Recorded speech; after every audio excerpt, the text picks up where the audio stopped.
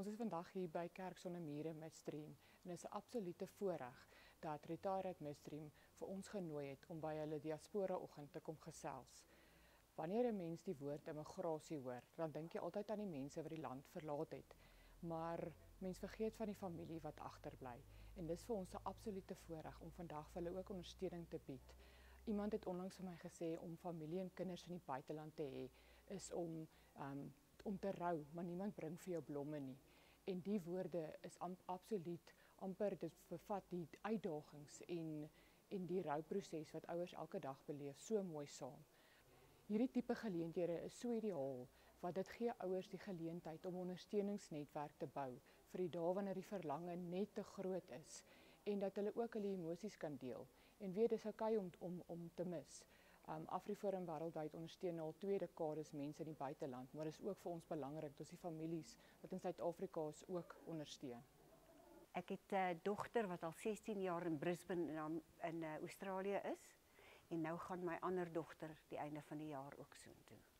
Maar gelukkig het ek 'n seun wat nooit sal weggaan nie. Nou, na 16 jaar, is dit vir hulle die wonderlikste land. Want my skoonseun het baie goed gedoen daarso. Die wenke wat Suan vir ons gegee het, was baie oulik geweest. Maar dis moeilik. Dis baie moeilik, want dit is vir my onaanvaarbaar dat my kinders hierdie land met sy goeie waardes en met sy goeie kultuur verlaat het.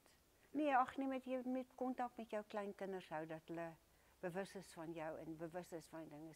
Ek het so gelag. My een kleinseun was maar 3 jaar oud toe hy soontoe gegaan het. En sy niggie vra vir hom hier na toe, wanneer trek julle in julle nuwe huis in? Want hulle het 'n huis gebou daarso, wat my seun ontwerp het. En hy sê ons beweeg Vrydag in ons nuwe huis in. We moving in our house. So hulle praat Anglisisties. Maar ek sê vir hulle, maar julle moet meer Afrikaans lees, dat julle vir my kan Afrikaanse boodskappe stuur. Ek is nie 'n Engelsman nie.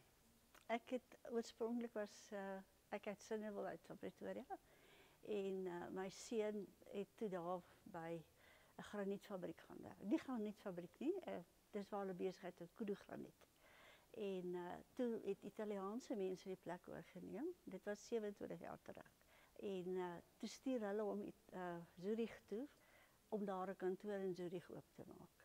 So hy is toe alleen soontoe en sy vrou is ook 'n Suid-Afrikaner, hulle is toe daar getroud en hulle kinders is daar gebore. En my dogter werk al jare vir Siemens. En sy kry toe die geleentheid om Georgia toe te gaan, om vir Siemens te gaan werk daar, want hulle doen bemarking van al hierdie masjiene en goed van hulle.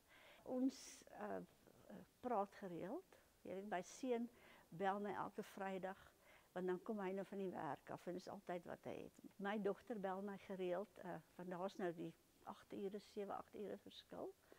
En so of ek bly daar of sy stuur maar vir my goed en so, of ons FaceTime.